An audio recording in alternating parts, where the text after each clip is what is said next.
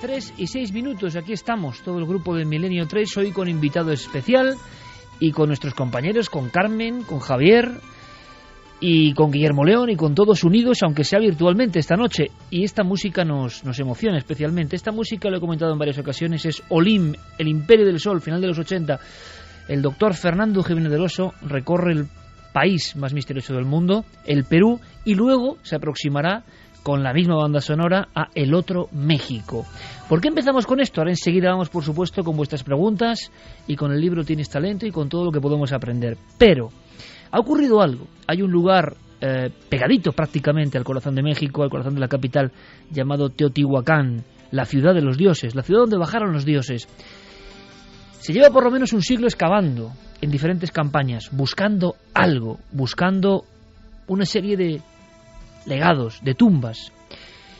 Un hallazgo de este tipo sería el como similar al de Tutankamón en las pirámides de Egipto. Sería algo prácticamente paralelo, pero se resisten los viejos gobernantes de Teotihuacán a aparecer. Siguen envueltos en su eterno secreto que ha motivado tantas fantasías. Fernando Jiménez del Oso, directamente en el otro México, de alguna forma hablaba así de la ciudad donde lo real se funde casi con lo imaginado, Teotihuacán. A pocos kilómetros de la capital de México, visitada por millares de turistas, tan inevitable para el que va a ese país como la Acrópolis para el que va a Grecia, Teotihuacán no ha cedido ni un gramo de su misterio. Sigue siendo tan desconocida y fantástica como cuando los aztecas la visitaron por primera vez. Aunque construida por hombres y habitada en su tiempo por hombres, Teotihuacán sigue siendo la ciudad de los dioses. Y ahora, gracias a la magia de la radio y por supuesto agradeciéndoos a todos de nuevo esa confianza y ese incremento en el Estudio General de Medios, emocionados por ser cada vez más, planeamos sobre esas pirámides silenciosas de Teotihuacán. Allí ha ocurrido algo, un robot. ¿Os acordáis del Upuaut, el dios sombrío egipcio que abría las puertas hace prácticamente una década, un poquito más? Entraba un robot con la electrónica de su tiempo buscando unas cámaras secretas en la gran pirámide de Gizeh y lograba ver algo, simplemente otra puerta, otra espera. Pudimos conocer a Rudolf Gantenbrink en Turín y estuvimos con él, con el diseñador de ese robot perro, de alguna forma, que buscaba la entraña del misterio de la pirámide. Y Gantenbrink nos dijo: no me han vuelto a dejar entrar en Egipto. Fue demasiado osado meterme dentro de la pirámide a buscar la verdad. Pues bueno, es lo que está pasando esta misma semana, ni más ni menos que en Teotihuacán. Y queremos daros de alguna forma la exclusiva, que conozcáis lo que está pasando a estas mismas horas, porque creo que merece la pena. Igual nos quedamos a las puertas de algo en las fronteras, pero de consumarse el hallazgo sería maravilloso. Conectamos directamente con Diego Marañón. Compañero, buenas noches. Hola Iker, buenas noches, ¿qué tal? Dicen los arqueólogos, ¿habéis hablado con ellos?, que estamos prácticamente en la frontera de un hallazgo que quizá cambie la historia de la arqueología americana para siempre.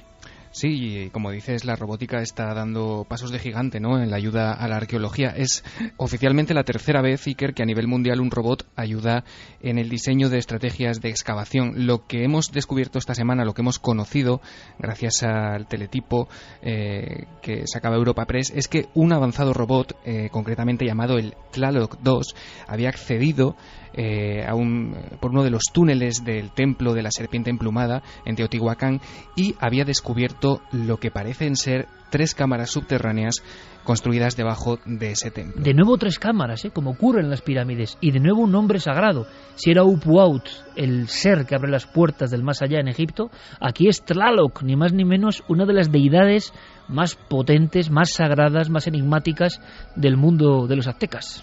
Sí, es este robot que pesa 35 kilos y mide, en algunas de sus partes entre 20 y 30 centímetros. Esperaba encontrarse al menos una cámara. La sorpresa ha llegado cuando ha detectado, gracias a sus escáneres que permiten crear una especie de imágenes del interior de hasta 5 metros de radio, ha descubierto 3 espacios. Iker, no sabemos exactamente qué contienen esos espacios aún, y el mismo responsable de este proyecto, que es el arqueólogo Sergio Gómez Chávez del Instituto Nacional de Antropología e Historia, nos contaba hoy mismo parte de esos descubrimientos. Se introdujo el lunes pasado, caminó cerca de 30 metros por un pequeño espacio que hay en el último tramo que nos falta por explorar, de un túnel que tiene más de 120 metros de largo. Y lo que descubrió el robot es que hay 3 grandes cámaras, no sabemos qué hay adentro, que están sepultados todavía, 3 grandes cámaras que forman la parte final del túnel. Nosotros estamos planteando una hipótesis de que probablemente se trata de un depósito funerario, probablemente de los gobernantes de la ciudad de Teotihuacán o de gentes de un alto estatus social de aquella época.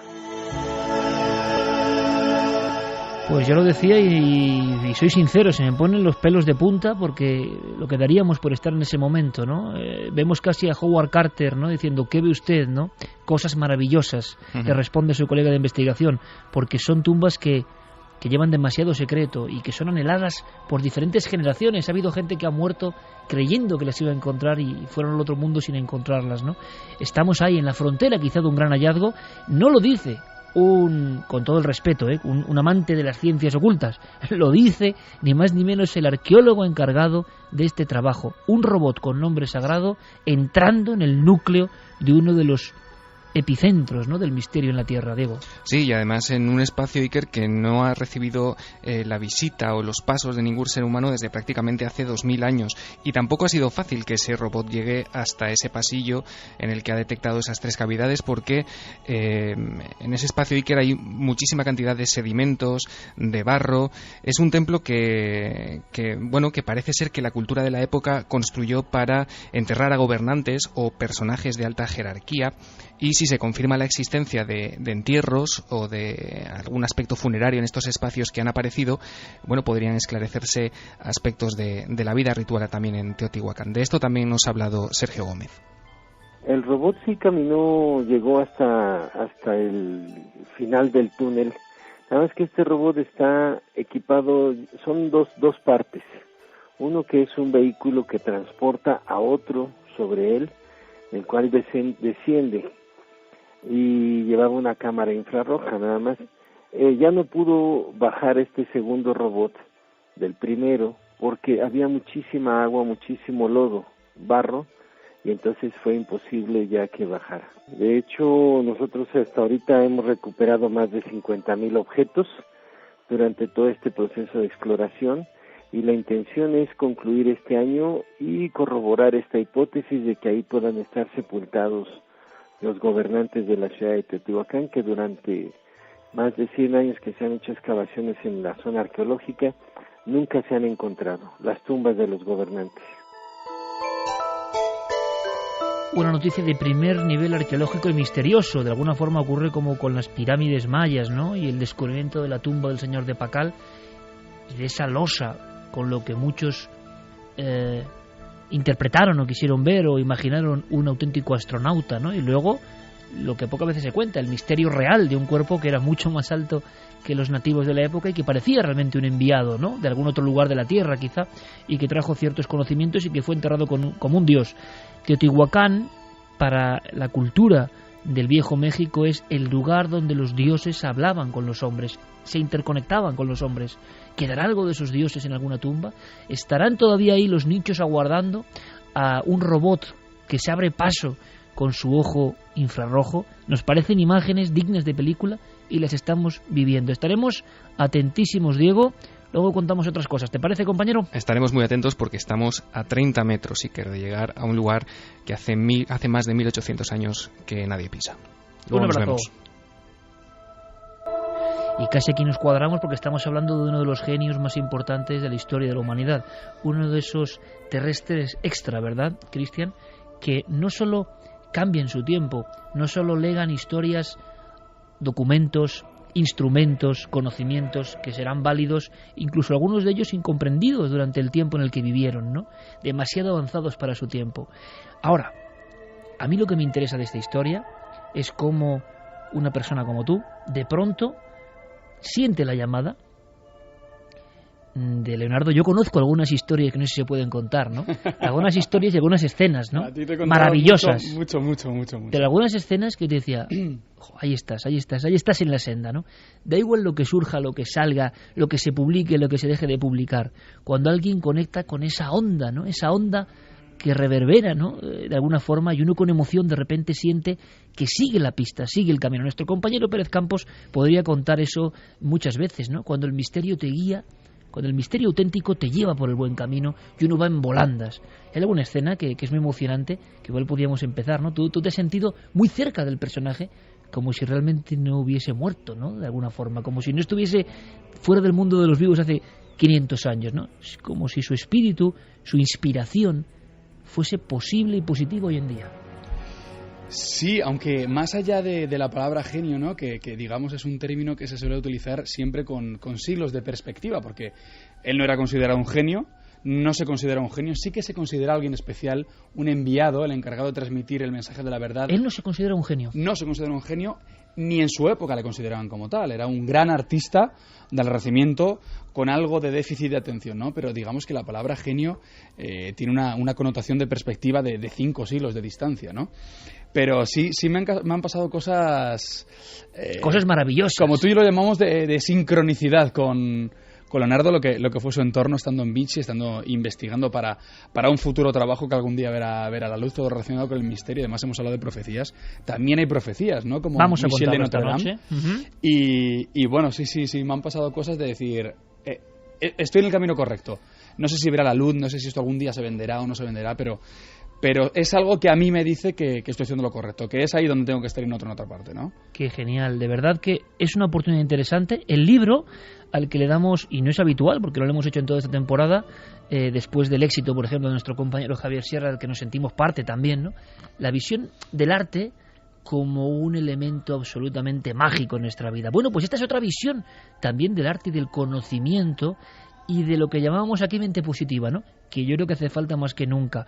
¿Tienes talento? Cristian Gálvez, Alienta Editorial, que pertenece al grupo Planeta. Cristian, bueno, pues yo creo que a partir de ahora Fermín estará muy atento, porque si tenéis preguntas, nosotros vamos a preguntar, Santi, ¿te claro parece? Sí. Si tenéis preguntas para Cristian, vías abiertas, Nave del Misterio, en Facebook y en Twitter, en Google+, milenio3@cadanaser.com, porque creo que es una oportunidad única. Y además os lo digo, con Cristian la verdad es que hemos vivido esas sensaciones, ¿no?, de sincronicidad, y yo creo que es una historia muy bonita y que ya sorprendió a mucha gente aquí, a muchos espectadores, conocido evidentemente por sus programas. ¿Qué hace este hombre investigando, siguiendo la pista y buscando realmente con ímpetu, ¿no?, y con ilusión códigos de Leonardo? Leonardo nos puede ayudar hoy en día en esta época, no voy a decir de crisis, voy a decir de depresión generalizada, de sensación de que no podemos con el entorno.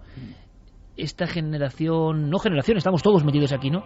Apatía, de alguna forma. Sí, apatía, ¿no? Cada vez que encendemos la televisión y vemos las noticias, aparte de eso, ¿no?, de la profunda tristeza que te puede causar todo lo que nos rodea, sentimiento de apatía, de no puedo hacer nada, pero sí que es verdad que, por ejemplo, Leonardo da Vinci, en 1452, nacido de una relación, digamos, ilegal, ¿no? Leonardo fue un hijo bastardo fruto de una noche de pasión entre un notario de Florencia y una campesina, y por culpa de ese hecho no tuvo acceso a los estudios necesarios para la época, latín, griego y matemáticas, ¿no?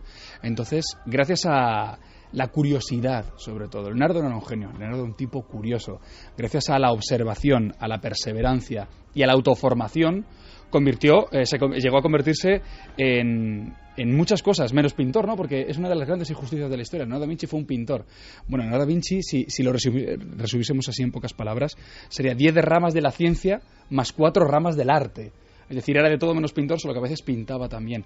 Todo esto gracias a la autoformación, ¿no? Entonces, sí que es verdad que he escrito un libro rescatando del Renacimiento italiano a Leonardo da Vinci, para decir que las cosas se pueden hacer, ¿no? No es un libro de autoayuda, decir cómo hay que hacer las cosas. Si haces las cosas como Leonardo te vas a convertir en un genio, pero si tienes ideas, tienes talentos, ponte a ello.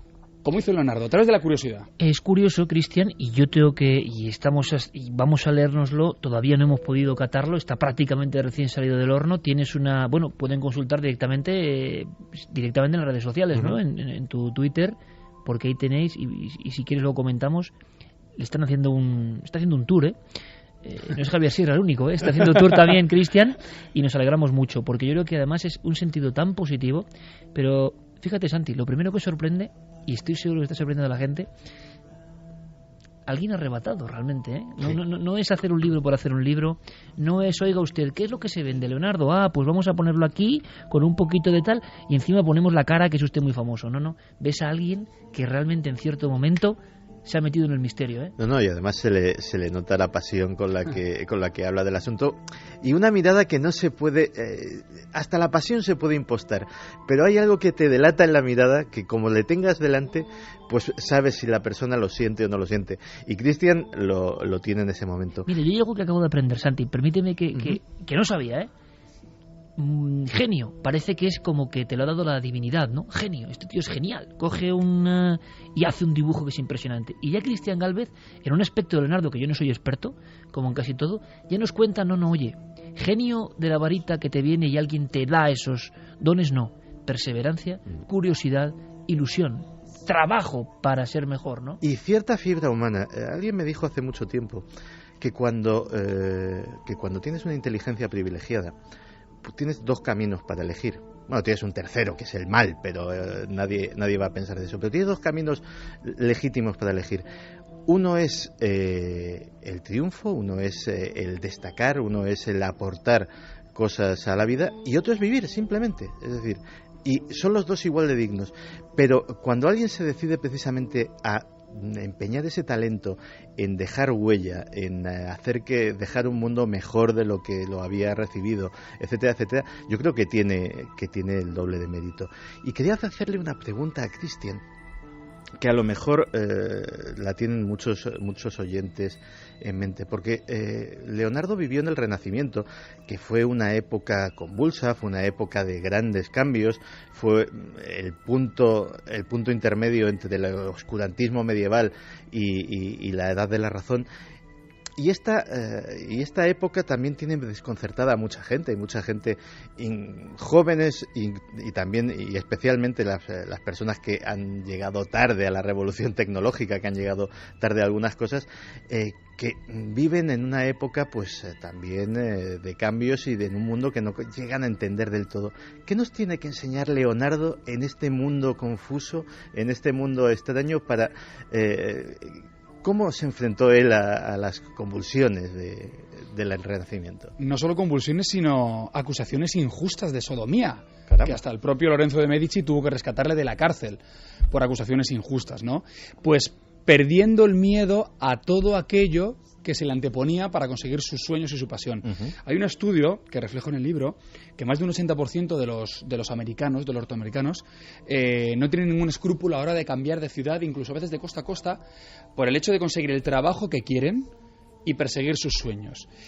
Hoy en día en España, con la que está cayendo, menos de un 20% la gente cambiaría de lugar por conseguir un trabajo o conseguir un sueño, ¿no? Uh-huh. En vez de, lo que suelo yo decir, en vez de soñar su vida, vivir sus sueños. Menos de un 20%. Leonardo da Vinci hace 500 años no tenía ese miedo, ¿no? O sea, uno de los primeros y más brillantes currículums de la historia es de Leonardo.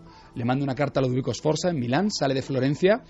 Claro, hoy en día son 3 horas y pico en coche. Por aquel entonces era mucho más. Pero sabía con quién quería trabajar, sabía dónde quería trabajar y lo más importante, sabía qué necesitaba Ludovico Sforza en ese momento, ¿no? Tenía apartado el miedo a la movilidad y al cambio, que creo que eso es algo... es fundamental, ¿no? El miedo a la movilidad, al riesgo y al cambio, que es uno de los... Por supuesto, Javi, puedes unirte en cualquier momento al debate, y los oyentes, que seguro que tienen conclusiones, preguntas, pero ese miedo, esa inmovilidad, esa sensación de que la vida es algo fijo, perfectamente calculable, que es yo lo digo como lo pienso, un gran mal de este país, por ejemplo, la sensación de que uno va a hacer lo mismo durante toda su vida y que además va a ser más valorado por tener esa seguridad ficticia, cuando la seguridad es nada, mañana puede pasar lo inesperado.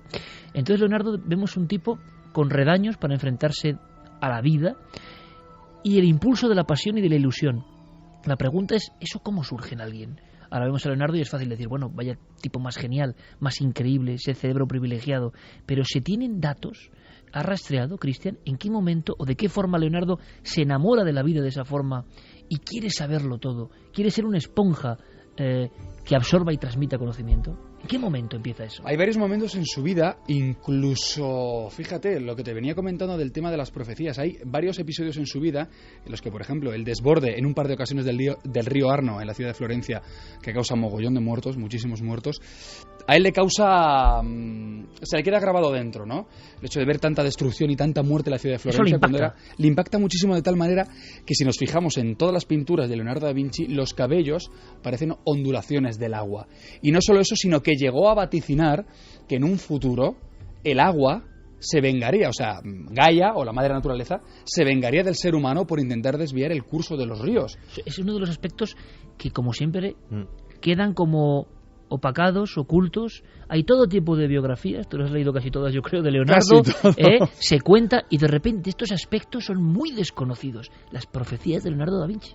De hecho, profecías como, además te cito literalmente, decía: el agua de los mares se elevará sobre la cima de los montes hacia el cielo y caerá sobre las moradas de los hombres.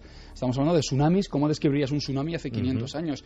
Pero incluso, hablando, como estábamos hablando con Santi Camacho de las redes sociales, llegó a vaticinar que nos comunicaríamos de unos países a otros instantáneamente. ¿En qué año sería esto prácticamente? Bueno, a mitad de su vida. Eso estamos hablando de la década de 1480-1490. ¿Cómo es posible que alguien tenga esas visiones, ¿no? Qué capacidad, qué extrañeza, ¿no? ¿Y cómo le verían a Leonardo? ¿Cómo era visto Leonardo? Bueno, le veían de todo, ¿no? Porque, lógicamente, sí que es verdad que también en un llamamiento de atención siempre he defendido que deberíamos tener referentes y no ídolos. Leonardo da Vinci para mí no es un ídolo. No quiero ser como Leonardo da Vinci, quiero ser como Christian Galvez, porque decía Oscar Wilde que no intente ser como los demás porque ya están ocupados. Miguel Ángel le llamaba el tocador de liras de Milán, porque era un experto tocando la lira, ¿no? A otros, un gran artista como Vasari, que la adula en su biografía, las grandes biografías de los pintores del Renacimiento. Había gente que lo veía como un tipo extraño, había gente que lo veía como una mente brillante, pero precisamente eso es lo que nos pasa a nosotros, a la gente que trabajamos en un medio visual, ¿no? Que generamos todo tipo de opiniones, tanto positivas como negativas. ¿Le pasaba ya? ¿Era un ser mediático de alguna forma en su época, Leonardo? Sí. Sí, porque no solo se encargaba de la pintura, es lo que nos falta hoy en día, la multidisciplina, ¿no? Sí, claro, pero luego te pasa que haces una novela y la respuesta es que a ver qué haces, que te vas a quedar con el trabajo de todo el mundo. Es decir, está mal visto. Claro, nosotros cuando pensamos, por ejemplo, alguien que estudia un actor en Estados Unidos, que estudia en Actors Studio, ¿no? Canta, baila, actúa, puede hacer reportajes, toca un instrumento y decimos, es un crack. Hoy en día, además, me ha pasado muy recientemente en un ejemplo en casa, ¿no? Mi mujer, 21 años de carrera deportiva, termina de ser la gimnasta más longeva de la historia de los Juegos Olímpicos y de repente lleva 5 años formándose como actriz. Encuentra muros. Es que no puede ser actriz porque como ha sido porque gimnasta... Porque lo tuyo es como el cantante que ha tenido un éxito y le piden esa canción y no cantes otra, aunque sea mejor. Queremos eso, ¿no? Una predeterminación clarísima por parte del público. Otro de los problemas que tuvo Leonardo. Ahora, hay una primera gran cuestión antes de que vayamos viendo directamente preguntas de los oyentes. En grandes claves, por lo tanto, entusiasmo o ilusión, que yo creo que son dos factores motores de la vida, ¿no? En cualquier circunstancia, en cualquier momento, en cualquier parte de la historia. Serían dos de las primeras enseñanzas, porque esas enseñanzas de Leonardo, como buenas enseñanzas, son universales, valen para todo el mundo. Todo el mundo que lea tu libro tienes talento. Hay gente que se considera, lo sabemos, ¿no?, que se automenosprecia, que no cree en sus posibilidades. Lo que transmites en tu libro, en tu estudio, bebiendo de Leonardo, es universal, vale para todo el mundo, se puede acoplar a todo el mundo.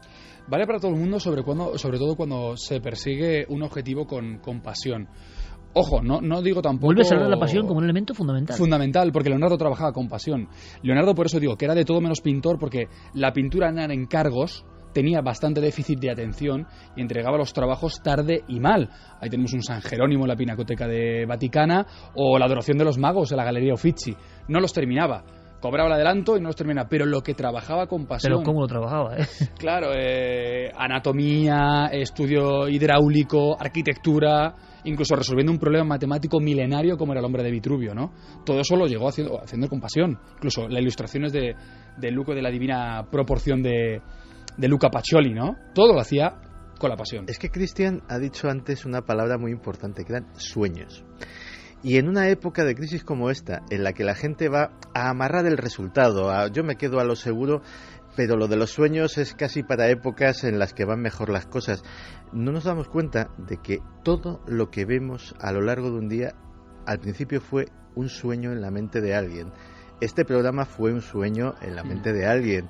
El coche que conduces fue el sueño de la mente de un ingeniero. La casa donde habitas fue el sueño en la mente de un arquitecto. ¿Tu libro también nos ayuda a perseguir nuestros sueños?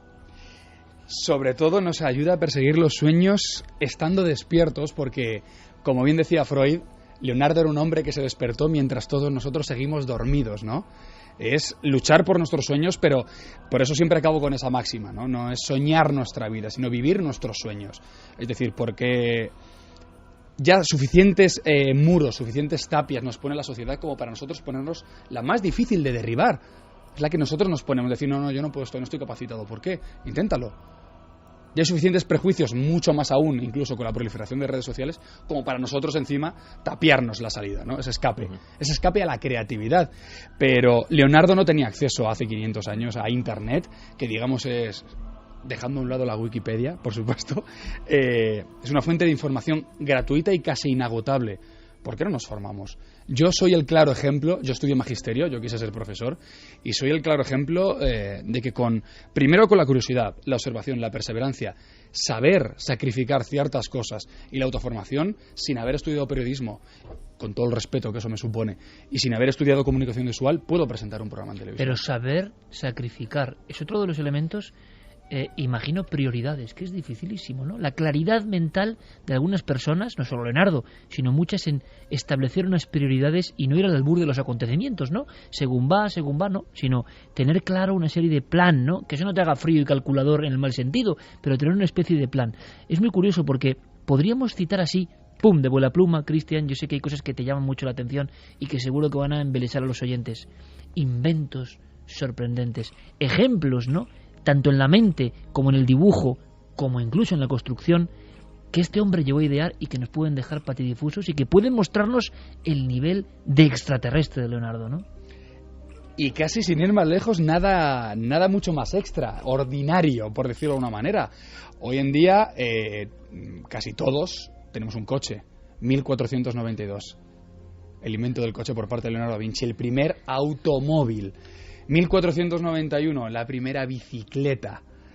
Pero mucho más allá, la década de los 90, de 1490, la década, estaba en Venecia, Turquía amenazaba con invadir Venecia, inventó los trajes de buzo, porque vio que el ejército naval de Venecia no podía competir con el de los turcos, y dijo, ataquemos debajo del agua. El primer traje de buzo, el ala delta, el primer prototipo del helicóptero. El ala delta... El sueño de volar, ¿no? El sueño de volar, el ala delta, se probó en el año 2000, una mujer tuvo el valor de probar el primer ala delta de Leonardo da Vinci, se puso un paracaídas por si acaso, y no tuvo que utilizarlo. Maderas, cáñamo y lienzo, y pudo planear. El paracaídas, el plato de ducha. En la historia nosotros hemos pasado de ducharnos de un tubo que haga un chorro de agua a, digamos, el efecto lluvia, como solemos llamarlo en el siglo XXI. Eso lo inventa Leonardo. Eso es de Leonardo. Es que nos estamos quedando alucinados y yo creo, Fermín, compañero, que habrá muchas cuestiones, preguntas e incluso comentarios a vuela pluma sobre este ámbito que mucha gente desconoce, ¿no? Cristian Gálvez como resucitador del talento de Leonardo, y luego habrá que dar consejos claves, si te parece, o elementos que puedan servir a tantos oyentes, ¿no? Muchos que desgraciadamente también, hay que decirlo, están pasando mucha apretura, y nuestros familiares y todo el mundo, ¿no? Estamos todos en la misma ola y seguramente les podamos ayudar o meter una inyección, ¿no?, de esa ilusión y ese entusiasmo que desde luego cambia la perspectiva de todo. Fermín, vamos allá. Hay muchos mensajes que admiran, que preguntan por la admiración de Leonardo da Vinci, de Cristian Gálvez. También sobra Noctescere, dice, yo hace unos meses empecé a pensar en que quería cumplir mi sueño a pesar de los tiempos que corren. Phil Connor decía, ¿crees en que puedan existir más códigos por descubrir dejados por Leonardo? Interesante para hacer, aunque sea una breve respuesta. Se habla de esos códigos misteriosos. Solo un tercio del trabajo que escribió Leonardo se ha encontrado. Se calcula que todavía quedan unas 10.000 páginas todavía por encontrar.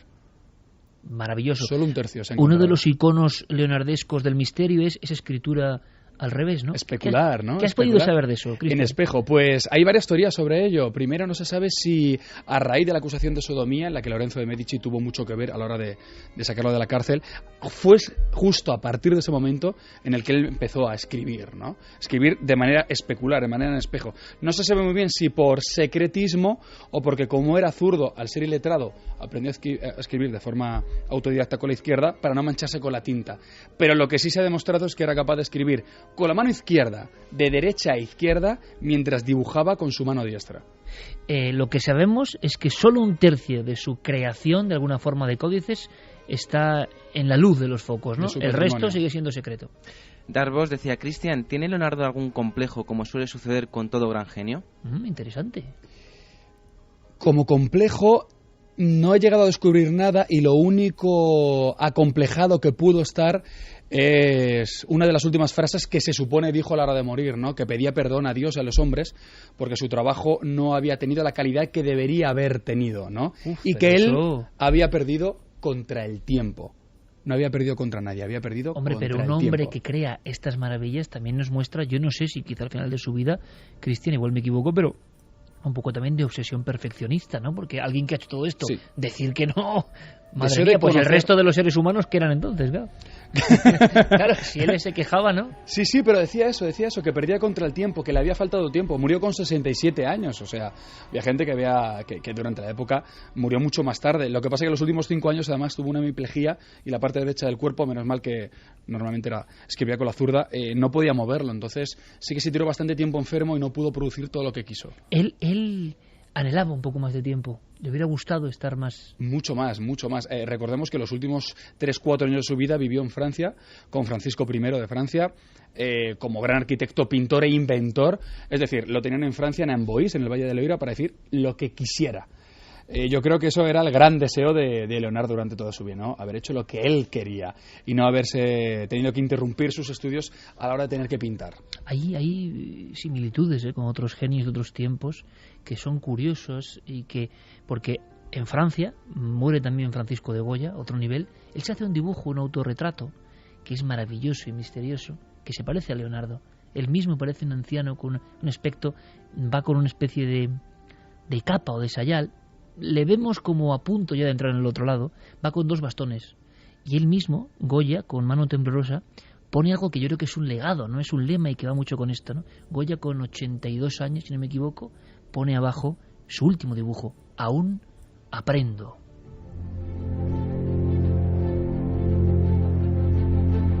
Que yo creo que todo esto demuestra la pasta especial de esta gente, ¿no? Hasta el final de su vida, no dejándose llevar por los acontecimientos, sino con una necesidad imperiosa de absorber los códigos, los misterios, los secretos de la vida, ¿no? Sabiendo muy bien que el tiempo es precioso y que ellos quieren aprender constantemente. Que alguien como Goya, o como ponga aún aprendo, ya se pone él mismo en un lugar nada arrogante respecto a la naturaleza. ¿Sabemos algo de las creencias de Leonardo? Creencias que puedan ser, porque todos estos genios tienen sus vaivenes también, ¿no? Sí, y se lo demuestra durante todo lo que se ha encontrado del Códice Atlántico. Hay una eterna dualidad en creer, no creer, reniega de Dios. De hecho, en la Última Cena hay claros ejemplos de que de repente cambia con la iconografía de lo que es no solo el momento sagrado de las Escrituras, sino también en la propia imagen de Cristo. Pero luego termina pidiendo perdón a Dios. Lo que sí que tenía claro es que él decía que nada se puede amar si no se puede demostrar. Claro, Dios no se puede demostrar, pero siempre vivió en la eterna dualidad. Esa dualidad, ¿no? Sí. Más preguntas, Fermín. Seguimos con más preguntas. De hecho, Diego Cozor Lobo decía lo que decía Cristian ahora: he ofendido a Dios y a la humanidad porque mi trabajo no tuvo la calidad que debía haber tenido. Firmado Leonardo da Vinci. Miguel Ángel dice: ¿puedes decirnos algo de esa relación especial entre Miguel Ángel y Leonardo? Bueno, especial, yo creo que se debería llamar competencia, aunque sí que es verdad que no hay evidencias físicas, como por ejemplo la homosexualidad de Miguel Ángel está contrastada porque hay cartas de su puño y letra a su amante, ¿no? Pero de esta competencia, más bien lo que nos llega a los escritos de la gente de la época, como puede ser Maquiavelo o como el propio Giorgio Vasari, uno de los grandes biógrafos de los artistas. Pero poco más, no sabemos si es una competencia directa entre ellos o que la gente ya de por sí, como hoy en día en la actualidad, en el siglo XXI, la dualidad eterna, queremos verlos competir para ver quién era el mejor. Seguimos con más admiraciones hacia Cristian. ¿Qué es lo que más admiras de la figura de Leonardo? Lo que más admiras. De estas hay muchas preguntas, sí, ¿no? que más o menos iguales, ¿no? Que es, ¿por qué tu admiración hacia ¿Cuándo Leonardo? surge? Vamos a hacer un poco de historia. ¿Por qué? ¿Por qué? Surgen hace relativamente poco, en 2009, en un viaje relámpago a Milán. Leonardo era el personaje que todos conocemos más o menos para ti en ese momento, nadie especial. Era una de las grandes injusticias en el sistema educativo. Leonardo da Vinci, gran artista del Renacimiento, pintor de la Gioconda de la Última Cena. Hasta ahí. Y punto, pero eso pasa con todos, ¿eh? Con ya, casi pero todos. Claro, si nos ponemos a sintetizar... Ya. es que pasa con todo. A la hora de sintetizar se cometen muchas injusticias. Y creo que Leonardo es una de las grandes injusticias. Y bueno, llámalo el destino, llámalo el karma, pues al final, gracias a un grupo que visitaba la última cena, un sitio, el Cenáculo, en Santa María de Gracia. Pero cuéntanos esa anécdota, por favor. Cuéntanos esa anécdota, que yo la conozco, que me parece, que yo creo que va a emocionar a la gente, de verdad. O sea, esa anécdota es de lo más brutal que yo he conocido. En una visita que tú tienes, que no llegas, o que no puedes pasar. Que hablo rápido, porque si no... Cuéntanos. No, estoy en Milán, 2009, voy a hacer un anuncio para la cadena de trabajo, y claro, me entero de que, bueno, está la última cena, uno de los imprescindibles, uno de los must see, ¿no? Y cuando llego allí digo, oiga, una entrada para ver el cenáculo, la última cena, y claro, se ríen de mí. Y me dicen en inglés que hay que reservar con 2 meses de antelación, que es imposible. Y claro, yo estoy allí y digo, mira, es que es la única vez que yo voy a estar en Milán, necesito entrar. Y me dicen, ya, con este cuento viene todo el mundo. Digo, pago lo que sea. Vale 6 euros la entrada, ¿no? Con un pedido anticipado. Pago lo que sea por entrar. Y me decía, no, si yo te lo cogería muy gustosamente, pero es imposible. Dice, la única oportunidad que tienes es el último grupo que va a entrar ahora, que le sobre una entrada y que te permitan entrar con ellos. Entonces esperé, llegó un último grupo, yo estaba tan obsesionado con querer entrar que me dirigí a la persona que estaba dando órdenes y le dije, ¿tienes entradas libres? Me dijo, tengo una. Yo tenía allí mi representante, una persona en la cadena, y digo, chicos, me dijeron, mira, pasa. Entonces yo estaba obsesionado, estaba obnubilado, y cuando entras en el cenáculo tienes que pasar como si de una cárcel se tratara. Sale una compuerta acristalada, entras, blindada, se cierra, se abre otra, entras, se cierra, y cuando estoy en la última le digo a la guía, digo, oye, ¿cuánto te debo de la entrada? Dice, no hace falta. Digo, sí, hombre, digo, encima que me haces el favor. Dice, no, si nos ha costado 1 euro. Y le digo, ¿cómo que 1 euro? Si vale 6 euros en la entrada.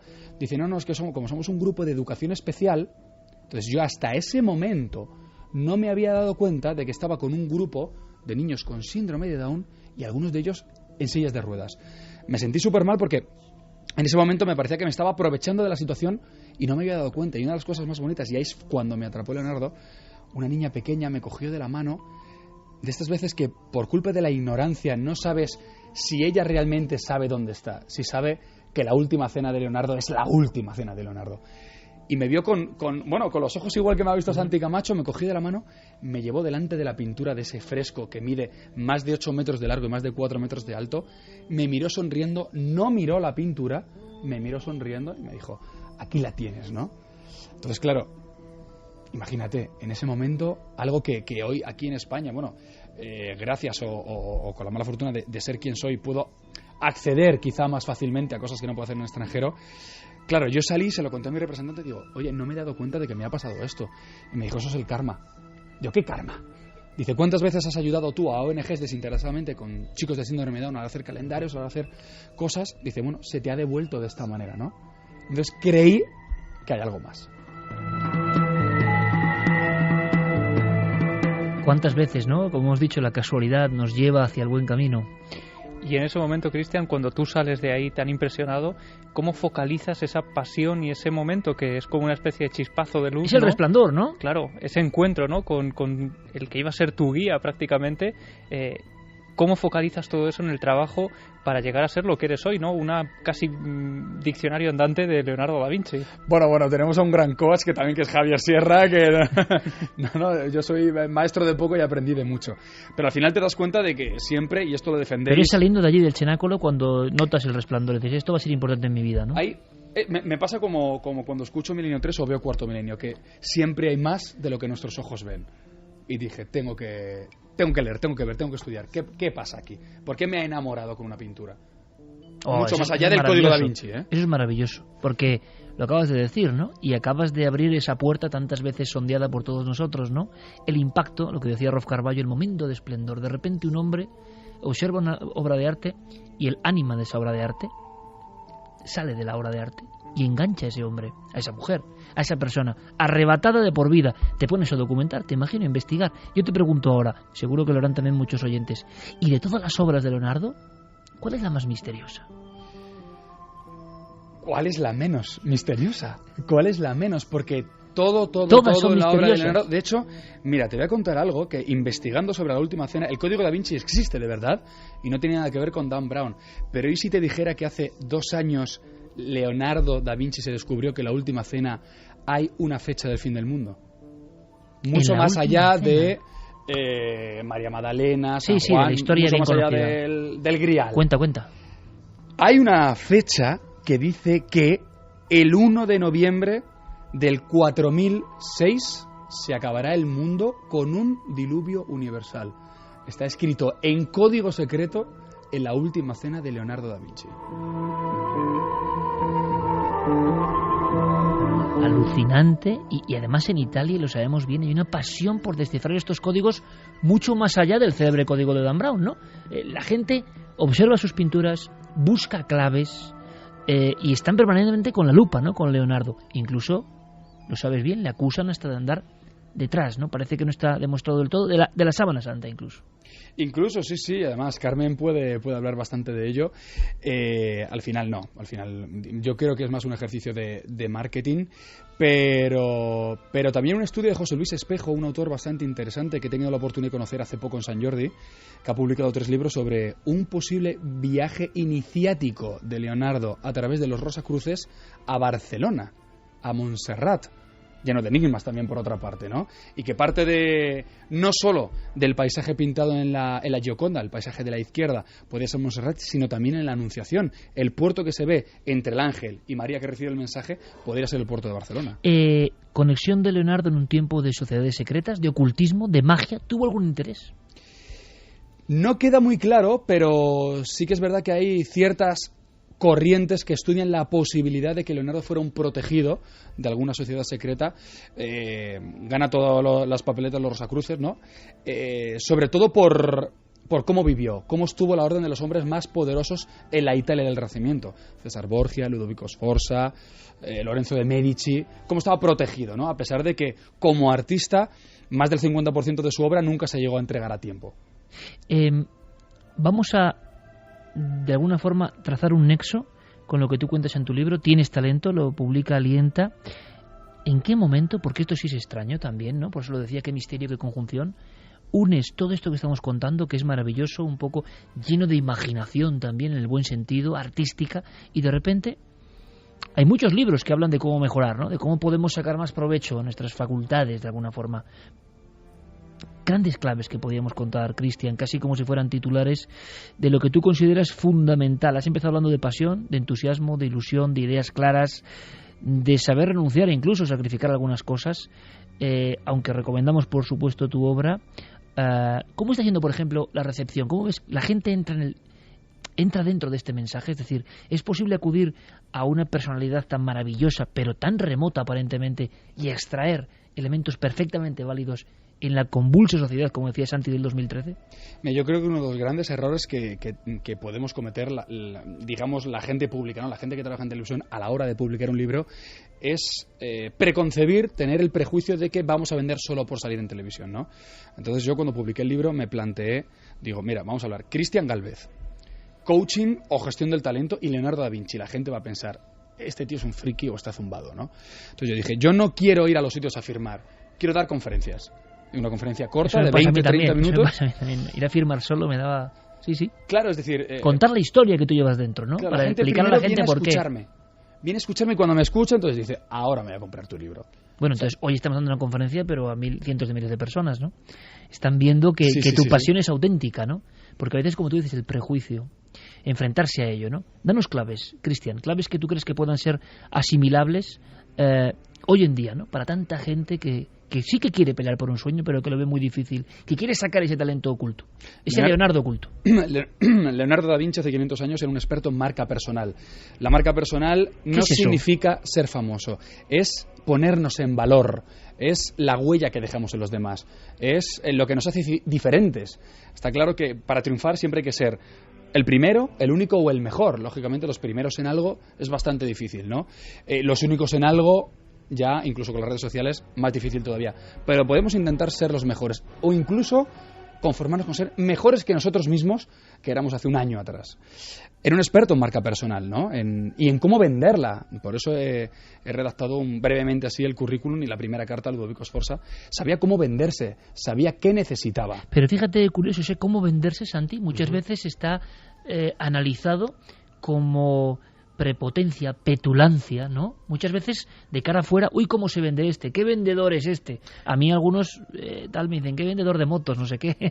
Y dices, bueno, no sé. Bueno, yo vengo de una familia de vendedores, ¿no? De estirpe muy larga. Pero eso de venderse como que queda mal y sin embargo Cristian nos está contando que es, jolín, sacar, ¿no? Claro. Estimular tu propio... Lo que queda mal realmente, y eso es una de las cosas, hablando de redes sociales, que se está convirtiendo en uno de los signos de nuestros tiempos, es el permanente reclamo de atención que tenemos todos actualmente. Todos estamos intentando atraer hacia nosotros la mayor cantidad de atención pública, pero tengas 100 seguidores o tengas 200.000 seguidores en Twitter, pero estás hambriento de esa atención. Eso es un poco el ego, ¿eh? Claro. Que anda ahí bullendo. Lo que dice Cristian es aportar valor a esa atención, que te presten atención no porque tú la estés reclamando, sino porque lo que tú les ofreces a aquellos de los que quieres esa atención realmente les sirva para algo. ¿Cómo se refuerza la marca personal, Cristian? Con los talentos. Sobre todo, saber gestionar los talentos, saber en qué somos buenos. Y eso solo ¿Todo el mundo tiene un talento en algo? Estoy convencido. A muchas personas les hacen creer desde muy pequeñas que no tienen talento. Me parece una injusticia tremenda. Conocemos muchos casos, ¿no? Los intentan homogeneizar. ¿Tú qué vas a hacer? Tú no puedes. Otros sí, tú no. Constantemente. ¿Sabes por qué? Porque nos engañaron el sistema educativo. Yo que quise hacer magisterio y quise ser profesor, hay un error de base. Y es que nos enseñaron que tenemos que trabajar con 5 sentidos: vista, oído, olfato, gusto y tacto. Y se olvidan del más importante, el sexto, que no es el de Bruce Willis, el sentido común, que es el que da sentido, nunca mejor dicho, a todos los demás. Trabajar con sentido común, saber cuáles son tus posibilidades, también saber cuándo retroceder. Pero a lo que voy yo es que dentro de 5, 10, 15 años no digamos, lástima, no intenté eso, ahora ya no lo intento porque se me ha pasado el arroz. ¿Por qué? Que no se nos quede guardado, ¿no? Es decir, Leonardo nos enseña el talento a arriesgarnos aunque creamos que ya ha pasado nuestro tren, que se puede volver a hacer a pesar del tiempo transcurrido.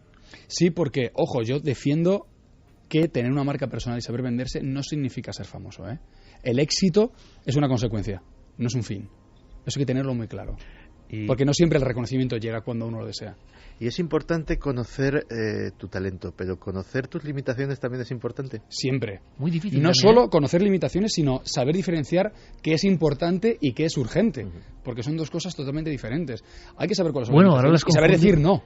Bueno, las confundimos constantemente. Lo importante, lo urgente, saber decir no. Yo lo digo con esto, Cristian, teníamos que hacer una sección, te lo juro, porque mucha gente nos habla, ¿verdad?, de mente positiva, que no...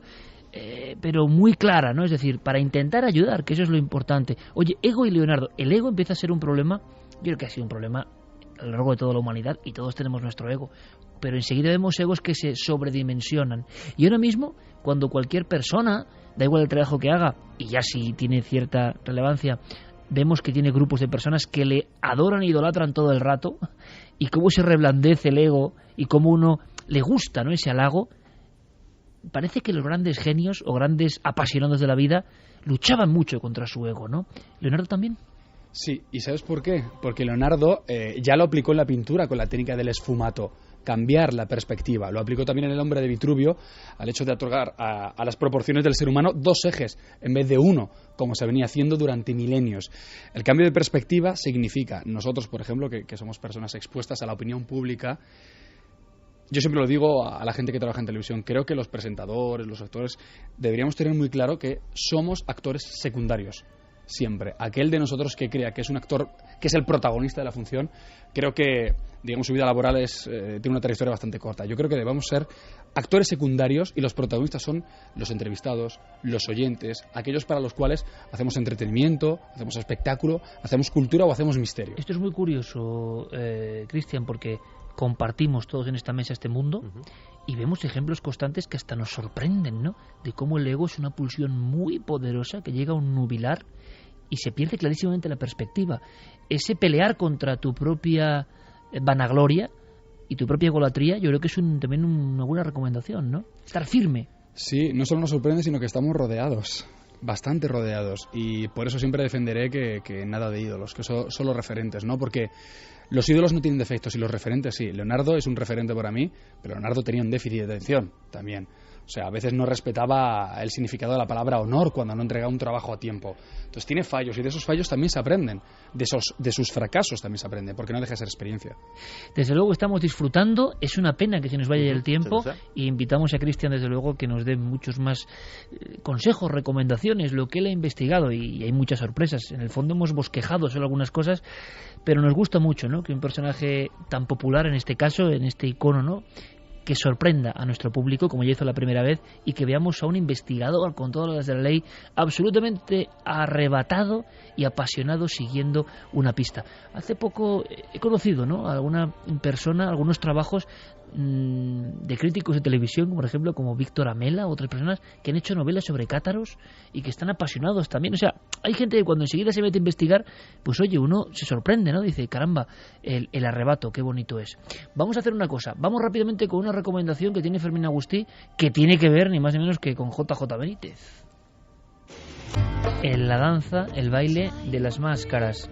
Yo no sé si Javier Pérez Campos, que estáis ahí liados con las teclas y con los manejos, va a poder tener en tiempo real prácticamente vuestras cuestiones y vuestras preguntas, porque no sé si hay algún tipo de problemilla o algún tipo de cuestión cibernética, pero lo que vamos a hacer primero es dar un primer paneo por la noticia que ha sido sin duda de la semana a nivel del misterio, y que evidentemente vamos a intentar resolver, aunque sea con rapidez. Y es que a partir del martes pues tenemos esa nueva cita, ese programa que hacemos, que presenta y dirige Carmen, y que bueno, el equipo, como decía, está vinculado para poder ayudar y para poder gestionar y para poder acercar al misterio quizá a un público más amplio. Es lo que queremos, ¿no? Que un público que incluso no ve Cuarto Milenio, no escucha Milenio 3, un público también acostumbrado a otras cosas, tiene la oportunidad de encontrarse con el misterio tal y como lo vemos nosotros, y quizá muchos de vosotros. Quizá no sea la mejor opción de ver el misterio, no lo sé. Es decir, nuestra teoría y nuestra forma quizá no sea la mejor, es la nuestra, eso os lo aseguro, eso no va a variar. ¿Por qué digo esto? Porque muchas personas piensan que les da miedo una cadena tan generalista, una cadena con cierto perfil como Telecinco, y que nos vayan a condicionar porque somos empleados ¿de quién? De nadie, amigos. En todo caso nos debemos a vosotros, única y exclusivamente. Y desde hace muchos años hemos renunciado a muchas cosas en la televisión precisamente por no dañar el misterio, y creo que lo hemos demostrado. Ahí está nuestra biografía, y ahora llega este salto, y por supuesto con gran valentía, Carmen, coges el toro por los cuernos, porque tampoco sabemos bien qué hacer. El gran misterio es cómo surge esto, oye.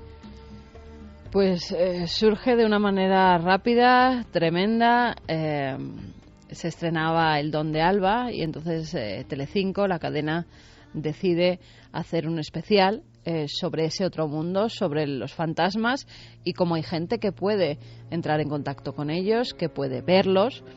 Por eso creamos una mesa. Me dicen que por favor dirija ese programa. Tú decides ser contertulio, tú quieres jugar otro papel en ese momento, con lo cual no te ponen a presentar el otro lado. Porque además creo que no hace falta 2 cuartos milenios, sobre todo lo digo porque vamos a ser sinceros como siempre, porque sí que nos debemos a nuestra audiencia claridad total, que creo que es lo que queréis, ante dudas, ¿no?, que pueden surgir. Y además que yo creo que ya si yo sí me pongo a presentar, ya estoy haciendo más o menos, ya estoy tiñendo de mi ser todo ese nuevo programa, y creíamos que era una oportunidad, un tentáculo, una forma nueva, ¿no?, de hacer las cosas. Sí, además una forma nueva, porque además Cuarzo y Milenio 3 somos productoras que trabajamos juntas, con lo cual... Sí, que el público muchas veces en la 3 dicen Cuarzo, pero Cuarzo es socia de Milenio 3, que tienen la Milenio 3 socia de Cuarzo. Nadie domina sobre nadie. Ojo, que es que son informaciones que igual no se saben, pero que nuestro criterio siempre va a estar ahí, ¿no? Al funcionar en Mediaset, nuestras dos productoras, creando productos para estas cadenas, pues deciden hacer esa mesa en la que Ana Rosa además yo se lo agradezco, porque ella no tiene por qué, ya lo demostró durante muchos años el tipo de periodismo que hace, pero ella se ofrece para presentar ese único especial que iba a haber, y en una semana, prácticamente en 10 días, nuestro equipo monta el programa, porque desde Mediaset se dice que quieren un debate serio sobre el misterio, y que quien lo puede hacer es nuestro equipo, el equipo de Cuarto Milenio, que ya lleva tantos años demostrándolo en 4. Se hace ese programa especial, nos acompañan los datos de audiencia, que hoy en día cada vez está más dividida, pero aún así somos durante toda la noche líderes de audiencia en Telecinco, y el miércoles por la mañana yo recibo una llamada que quieren hacer 12 programas más. Ana Rosa lleva un programa semanal, un programa que es diario por la mañana, con lo cual se tiene que levantar muy pronto. No puede seguir con este proyecto, era una única vez la que iba a tener que presentar, y entonces deciden pues que tú llevas Cuarto Milenio y tengo que ser yo la que, ya que lo dirijo, pues que lo ¿Te hace presente. ilusión? Muchísima. ¿Cómo no me va a hacer ilusión? Que confíen en ti para un proyecto como este, en lo que llamaríamos la casa madre. ¿A quién no le iba a hacer ilusión, Iker? Vamos a ilusión y también un cierto vértigo, ¿eh? Hay que decirlo. ¿Puedes contarnos? Bueno, no. Es que yo no quiero inmiscuirme. Que sean los oyentes quienes entrevisten a través de la voz de Javier Pérez Campos a Carmen. Vamos pasando noticias, preguntas y libertad absoluta, como siempre. Carmen es la protagonista esta noche, es su programa. La nueva cita es los martes. Por cierto, primero, de momento, porque esto es como todo en la televisión hoy en día, no sabemos qué ocurrirá, pero sobre las 10 de la noche, una primera parte, un poco más amplia que la otra vez, y luego, pues sobre las 12 más o menos, la gran mesa. Antes, yo creo. Y de verdad que va a haber cosas que merecen la pena y... ¿Cómo decir, no?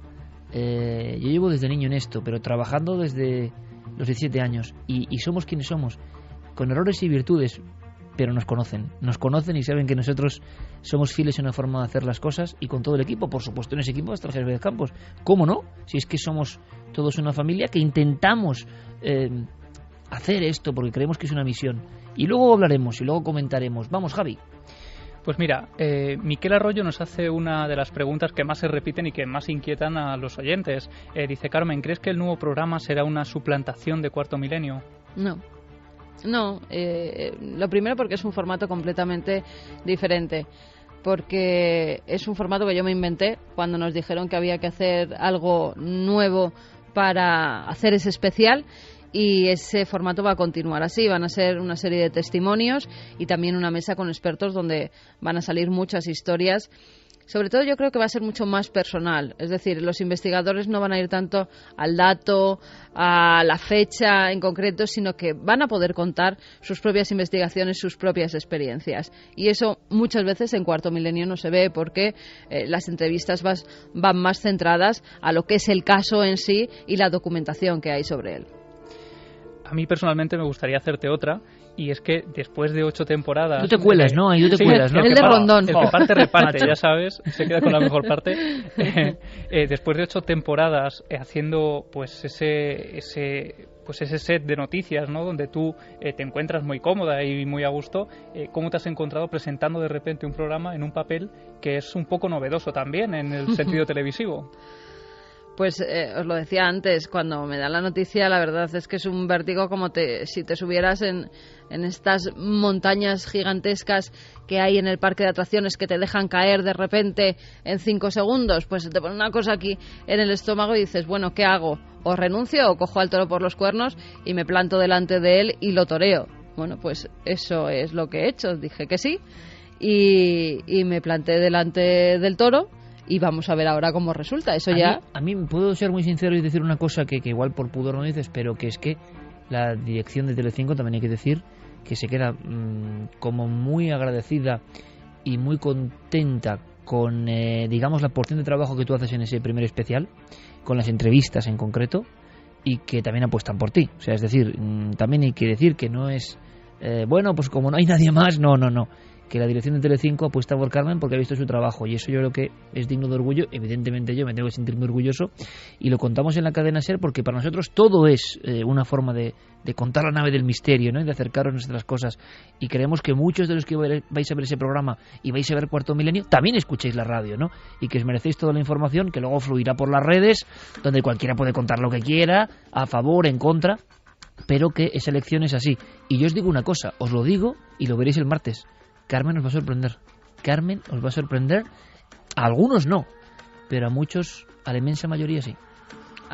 Lo que decías, Javi, eso sí, los 8 años de hacer Cuarto Milenio sí que te dan cierta seguridad delante de las cámaras. Yo venía también de hacer con Javier Sierra en Telemadrid pues un poco lo mismo que hago en Cuarto Milenio, el intervenir en algunos temas, el dar esas noticias, pero no es lo mismo. Bueno, el en Cuarto Milenio has hecho de todo, has hecho reportajes, has hecho mesas, has hecho conexiones. Sí, lo que pasa que no es lo mismo claro estar al frente de una mesa y el empezar a presentar un programa, dirigirte a la cámara y tener tú en tus manos lo que se dice, lo que no se dice, cuando cortas, cuando no cortas, pero como entrevistas. Hay otra cosa muy interesante, es que tú tú en este caso, y hay que decirlo porque es interesante, ocupas la presentación y la dirección.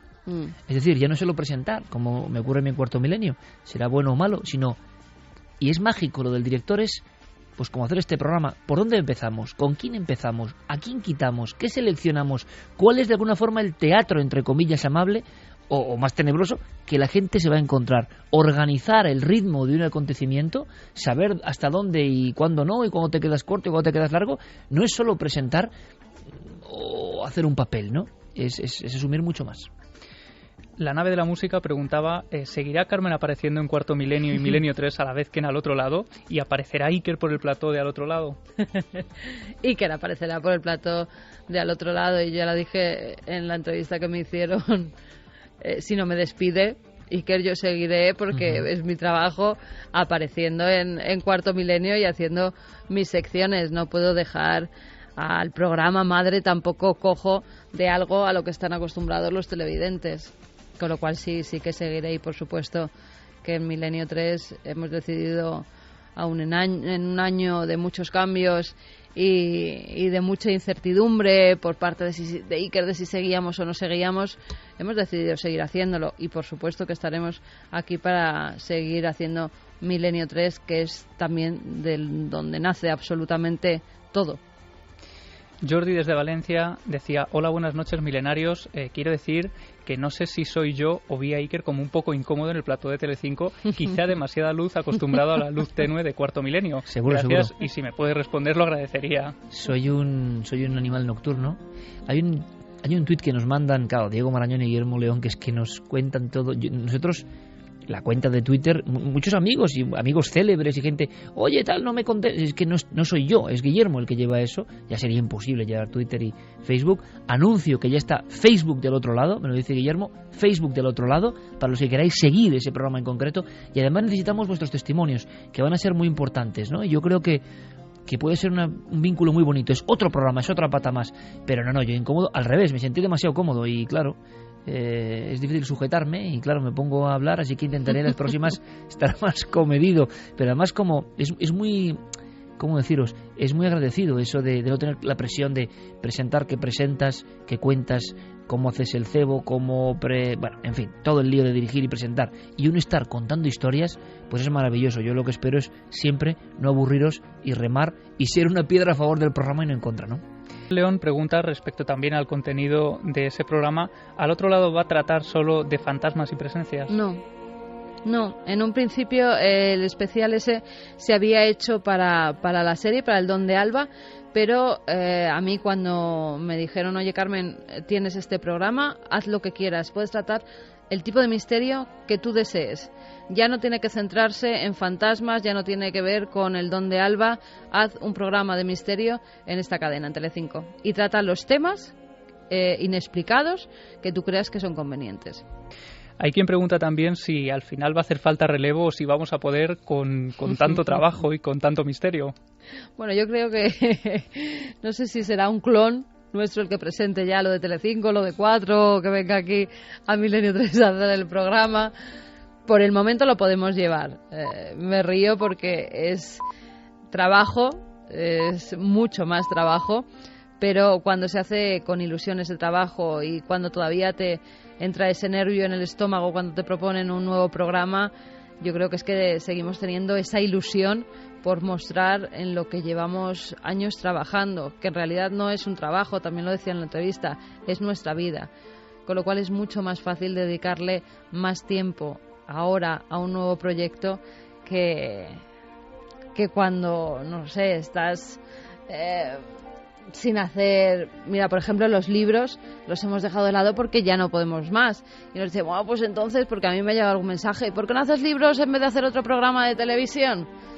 Pues mira, es que no es el momento a lo mejor de hacer el libro. Si tengo empezados varios libros, sí, pero creo que es el momento, y si te dan la oportunidad de ahora hacerlo en una cadena generalista como es Telecinco, que hay que aprovechar las oportunidades. Hay una para Iker que dice, Iker, ¿tienes miedo de que Carmen llegue a hacerlo mejor como presentadora, directora que tú de alguna manera? Hombre, a mí sería...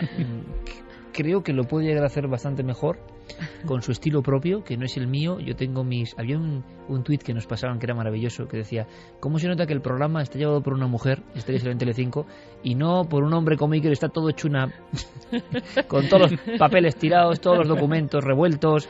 Es decir, cada uno tiene su personalidad, ¿no? Pero, hombre, es como si me dices que te gustaría que tu hija fuese mejor, hombre. ¿Qué es lo que más quieres en el mundo? Pues claro, que te supere. Pero hombre, pero por favor, yo seré un rival duro a batir, ¿eh? Me picaré e intentaré hacerla también lo mejor posible, y será un auténtico duelo en OK Corral. No, ahora hablando en serio, de verdad que ojalá. Yo estoy muy sorprendido, ¿eh? Lo digo porque he visto algunas cosas y yo estoy muy sorprendido, y ojalá el público, porque es difícil también ser la mujer de una persona, ¿no? que ha estado en los medios como yo tanto tiempo, y muchas personas piensan que es un demérito, que siempre hay que demostrar, hay que demostrar el talento el doble, y además es que es un toro, primero valentía, y segundo una personalidad propia, y que yo creo que, pues sí, la intuición femenina, ¿no? La intuición femenina es muy misteriosa, y nosotros no la tenemos, Javi, olvídate, o sea, eso te lo aseguro. Y entonces eso genera también otras sensaciones en un plató y otras conexiones. Yo he visto invitados que se lo contaban mejor a Carmen que a mí, lo digo sinceramente, y mundos donde yo no soy capaz de entrar y Carmen entra. Imagino que también ocurrirá al revés, ¿no? Nadie es perfecto, pero yo creo que va a ser, pues bueno, dos formas de acercarse al misterio muy bonitas, muy emocionantes, y yo he visto personas que nos han contado cosas ya increíbles en el primer programa y con una gran fuerza, y que eso continúe, ¿no? Hombre, sería para mí un honor y un premio, ¿no? Me alegraría mucho que Carmen lo hiciese mejor que yo, con más éxito y con más reconocimiento. Más reconocimiento va a ser fácil, pero sobre todo lo que sería triste es que lo hiciese peor, ¿no? O sea, que tiene todas las oportunidades, y yo creo que va a ser un viaje fantástico, y de verdad requiere esto mucha valentía, ¿no? Y que la gente, nuestro público, no tenga miedo, porque yo creo que al final el público es el que nos pone ahí, y sois vosotros, hacedme caso, ni cadenas, ni cuestiones. Al final es el público el que dice queremos más o menos, y cuando vosotros digáis que ya no queréis, pues ya no querréis, pero que la forma de contar, desde luego, esa contracorriente en ambos programas y Milenio 3, y que en los momentos en que estamos viviendo de tanta desesperanza, de tanta sensación de materialismo que no nos lleva a ningún lado, creer en el otro lado, creer en la realidad velada, creer en el misterio con todo lo que significa, yo creo que es una luz, ¿no? Una luz muy bonita, una luz incluso amable, aunque en algunos casos den miedo, ¿no? Es una forma de decir, no somos solo lo que vemos, ¿no? Y yo creo que eso es una cruzada, es una misión, al final es una misión que tiene diferentes patas, ¿no? Vamos con la última. Los piques siempre han sido buenos, de todas formas. Por supuesto. Y que yo nos piquemos en estas pequeñas cosas, hay una cosa clara. Iker nació con un don, que es el don de la comunicación. Yo he podido aprenderlo, y he tenido maestros muy buenos. Y creo que he aprendido algo durante todos estos años, precisamente por estar rodeada de esas personas que han nacido con ese don. Ese don no se nace o se aprende. Ahora tendrán que ser los propios televidentes los que digan si les gusta o no esa forma de presentar, que es completamente distinta a la de Iker, porque yo creo que no hay que imitar a nadie. Claro. Sí que hay que aprender de los maestros, de la gente que te pueda enseñar, pero no hay que intentar ser como ellos. Tú tienes tu propia forma de hacer periodismo, y el resto, la que surja. Eso de imitar a alguien es muy malo, porque nunca vas a llegar a ser como él. Porque nunca vas a transmitir lo que transmite una persona cuando intenta imitar a otra. Con lo cual, creo que tenemos dos formas completamente distintas de ver la vida, de ver el periodismo y de ver el misterio. Y esas formas se van a reflejar en los programas, en los distintos programas. Lo han podido ver, además, nuestros oyentes y nuestros televidentes aquí, tanto en la radio como en la televisión. Cuando Iker ha estado enfermo y he presentado yo Milenio 3, es otro Milenio 3 diferente. Se desató la tormenta. Y estos son los truenos, ¿no? Sí. Soy yo dando al libro de JJ Benítez, El día del relámpago, que ha publicado la editorial Planeta. Decían, además, si pensabas que Caballo de Troya terminó, pues espera a leer este nuevo libro de la saga, de ese gran Caballo de Troya. Vuelve Juan José Benítez con El día del relámpago para revelarnos las grandes incógnitas que han quedado por resolver. Además, yo todavía no he podido leerlo por todo este follón que hemos tenido, pero aquí nos revelarán qué fue del mayor tras su regreso a 1973. ¿Fue el general Curtis un traidor? ¿Murió Eliseo? ¿Se hundió la cuna en el Mar Muerto? Teníamos, Iker, un sorteo. Lanzábamos una pregunta la semana pasada: ¿cómo se llamaba el niño mestizo que tenía los huesos de cristal y que fue sanado por Jesús?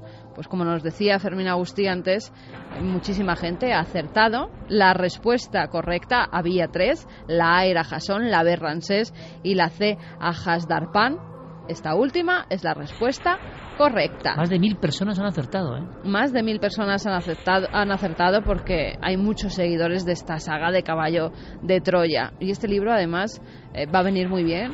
No sé si para cerrar el círculo, porque Juanjo se guarda ases en la manga y a lo mejor hay más libros, pero sí para contestar algunas de las preguntas que quedaron. ¿Y ahora lanzas otra pregunta?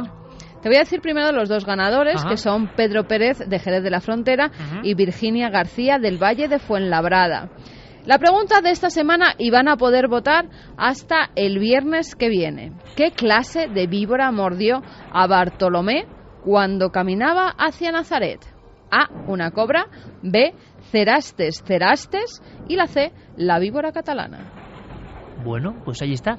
En cadenaser.com toda la información, ¿no? Eso ojalá acierten más. Y en todas las librerías, El día de relámpago, publicado por Planeta, de Juan José Benítez.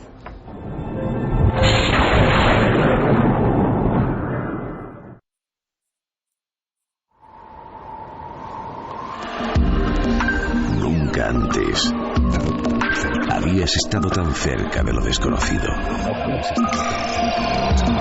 Milenio 3. Cadena Ser.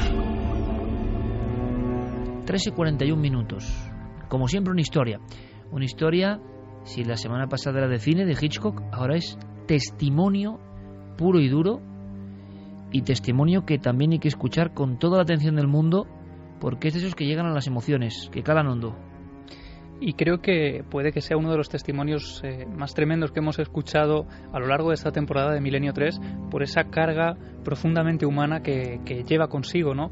En este caso, Iker, vamos a conocer el caso que le ocurrió a Julia hace solo 1 año y medio, muy recientemente, cuando le detectaron un cáncer.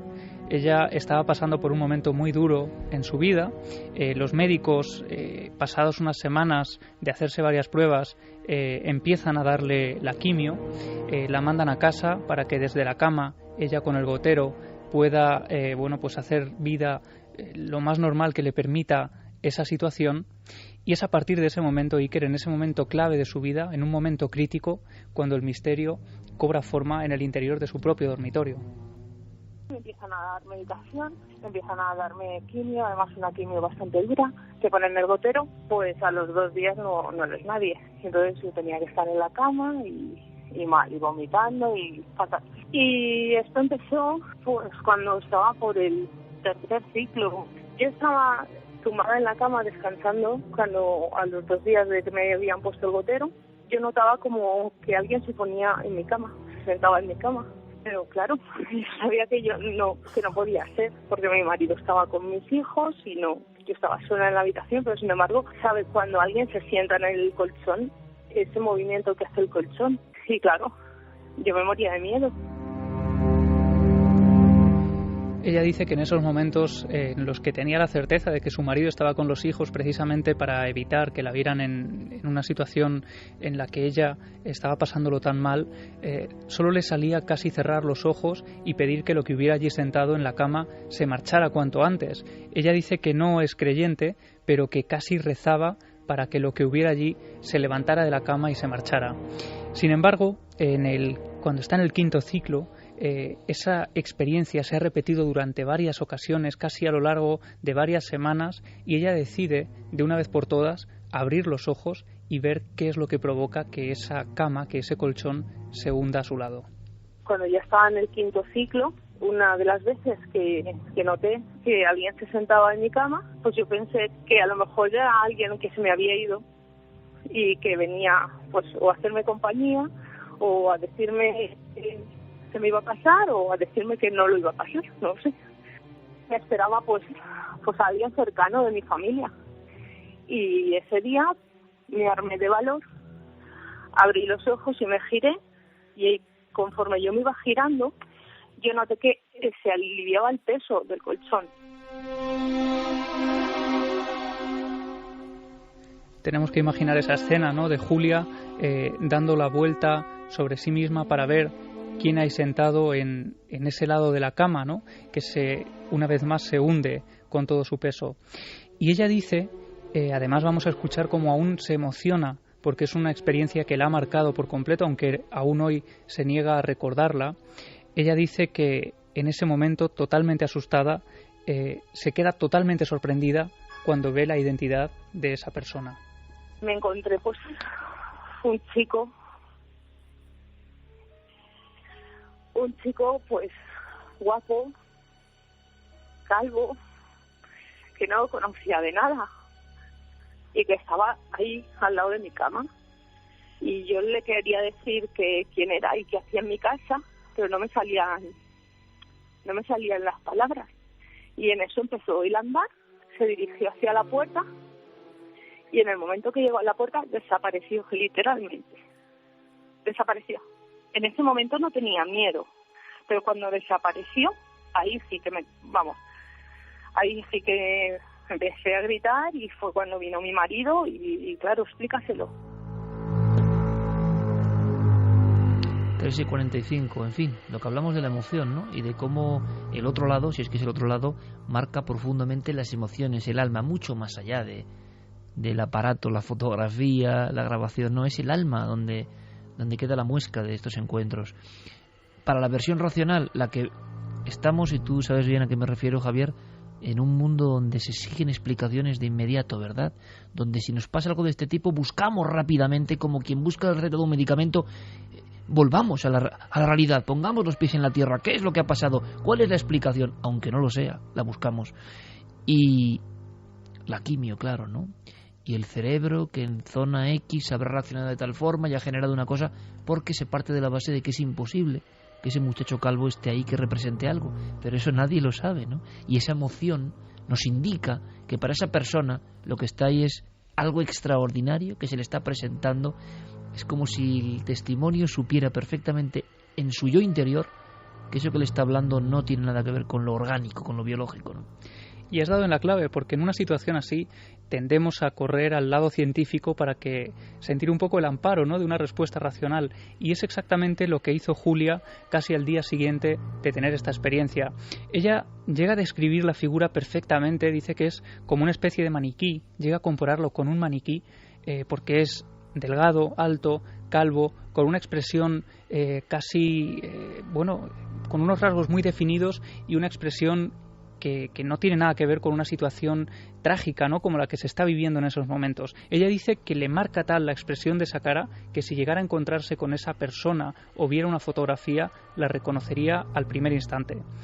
Y cuando al día siguiente acude a la consulta del médico para explicarle lo que ha ocurrido, ella intenta que el doctor le diga si es que ese cáncer que ella estaba padeciendo y salvándose también, porque por suerte podemos decir que ha salido, ¿no?, de esa tremenda vivencia, quiere saber si le está afectando al cerebro y puede haberle provocado esas alucinaciones. Y esto es lo que ocurre, Iker.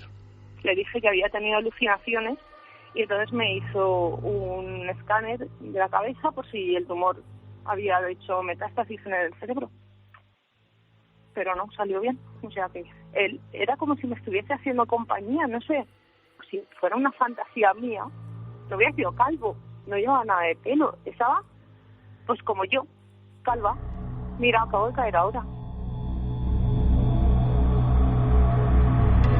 Yo creo que hay que aprovechar el momento preciso ahora, en este tremendo instante, yo creo que de emoción, cuando ella misma, contándoselo a Javier Pérez Campos, se da cuenta, ¿no? Podía ser un recuerdo de alguien, ¿no?, que seguía ahí. que había pasado por la enfermedad, que igual no lo había superado y le estaba apoyando. Y como digo, a estas horas habrá gente que está peleando contra esta tremenda enfermedad, ¿no? Y evidentemente, si nosotros tenemos 1 miligramo de medicamento en forma de voz, en forma de apoyo, en forma de buena energía, aunque sea a veces con estas historias, que sepáis que estamos con todos vosotros, ¿no? Porque parece mentira que tanta y tanta y tanta y tanta y tanta y tanta gente esté viendo esa pelea, ¿no? Desde el otro lado del ruedo, por desgracia, ¿no? Y tantos familiares, tantos amigos, tantas personas. Así que, por supuesto, nuestro inmenso abrazo, ¿no? Nuestro inmenso abrazo lleno de energía. Y ¿por qué no, no? Alguien desde el otro lado, ¿por qué no? Yo no lo sé, ¿por qué no? Alguien milagrosamente también, ¿no? Dio fuerza para esta mujer, ¿no? Para que saliese de ese trance. ¿Quién sabe? Sí, porque en este caso dice que no es a partir de ese momento, ella tiene que seguir ese tratamiento, pero a día de hoy podemos decir y alegrarnos, ¿no? Porque nuestra amiga, nuestra oyente ha mejorado y puede contarnos esta experiencia, una experiencia que solo ha compartido con su marido y con su médico, porque eran 2 personas con las que tenía que tratar y que tenía que hablar por si podía ser un efecto derivado, ¿no? De ese tratamiento, y había que descartar cualquier posibilidad. En este caso no sirvió para nada la respuesta científica. Hay una cosa muy interesante, Javier, sobre este caso que yo creo que de verdad es de impacto por, lo hablamos muchas veces, por la tremenda fuerza psíquica que tienen estos. Ningún guionista se inventa esto. Con la forma en que se cuenta. Nadie que esté pensando desde el punto de vista de la ficción. Los que generen aventuras para hacer ficción, bien sean libros, en películas, los que, a ver cómo impactamos al público. Y que hay maestros en eso, pues muchos no llegan a la fuerza de una historia real, contada en código real, con esa sorpresa real de cuando esta mujer se da cuenta de lo que te está contando porque está vertebrando la historia. Cuando ha mencionado un maniquí sin pelo, con una expresión, pues está mencionando casi sus maniquís, ¿verdad? Napolitanos o maniquís aragoneses o que se hacían en el siglo XIX y que tenemos todos en mente, ¿no? Esas figuras que se le ponían trajes encima, porque lo que expresan estas figuras no parece del todo humano, ¿no? Hay algo que lo hace extrahumano. Sí, pero también, han fíjate, perdido, ¿no? En cierta forma está describiendo a muchos ángeles. A los ángeles o se los describe como rubios o se los describe sin pelo. Es una forma, a lo largo de la literatura y de los testimonios que ha habido, se los describe de ambas formas. Y esa forma de desaparecer también es un caso, la verdad, a mí me ha puesto, igual que al público que lo está escuchando, los vellos de punta. Y luego, claro, ¿por qué algunos casos calan de inmediato en todo el mundo y generan esta especie de shock? Por la forma de contar. La emoción, la credibilidad, la verdad. Hay algo en el discurso, fíjate, ¿no? si es honesta, que ella creía que esa enfermedad le había ya afectado el cerebro y que por eso veía visiones. Para algunos que se creen que las medicinas son las que hacen que se vea este tipo de seres. Pero a veces es tan honesta que pregunta a su médico si eso le ha podido afectar. Claro, dice que no. Porque evidentemente nos quedamos más tranquilos pensando en una alucinación. Evidentemente nos quedamos más tranquilos si alguien nos hace un diagnóstico, si alguien nos explica desde una visión de superioridad científica que eso que nosotros estamos viendo ya está catalogado, no se preocupe usted. Y sin embargo, y como sé que Javi está metido en esas historias, en el fondo lo que está contando esta mujer es el mismo relato que llega desde la antigüedad, ¿no? Un encuentro con lo desconocido, con lo daimónico, ¿no? Una palabra que... ¿Qué es eso? ¿Qué es eso, Javi? Pues es una palabra fantástica y que ojalá dentro de poco podamos entrevistar y hablar con una persona que ha hecho un libro que a mí me tiene fascinado, ¿no? Y que me recomendaste tú, que es Realidad Daimónica. Yo no sabía nada de ese término y ha sido a raíz de leer ese libro cuando de repente todas las experiencias, todos los casos que yo había investigado de forma aislada, de repente han cobrado un sentido muy extraño. Y ese caso OVNI, que parecía no tener ninguna relación con el monstruo de Sabadell, por ejemplo, o con la aparición mariana que ocurrió en tal pueblo, de repente todo cobra un sentido y desde luego te puedo decir que es un libro que me hará investigar con otros ojos. Hablando de ojos, hay figuras que te han llamado mucho la atención en alguno de estos libros, ídolos arqueológicos. ¿Sabes cómo llamaban los antiguos griegos, los griegos preclásicos, a las entidades como esta que se aparecían entre la vida, el más allá, el acá, el otro lado, los espacios ignotos de ese otro lado, ¿no? Están ahí surcados de cosas que uno no sabe qué son y que para los griegos eran mitad dioses, mitad humanos, lo que queda de Dios en lo humano, en fin, unas cosas que se aparecían y que marcaban la vida. Les llamaban eidolón, y los eidolón, que ahí viene la palabra ídolo, tenían la fuerza de cuando se les representaba en figura, generaban una imantación que con el paso de los siglos, según la tradición, aumentaba. Y cuando uno va a un museo y se encuentra un eidolón, lo vais a ver muy fácil, hijos y amigos, ¿no? Iba a decir hijos del misterio, ¿no? Lo vais a ver muy fácil.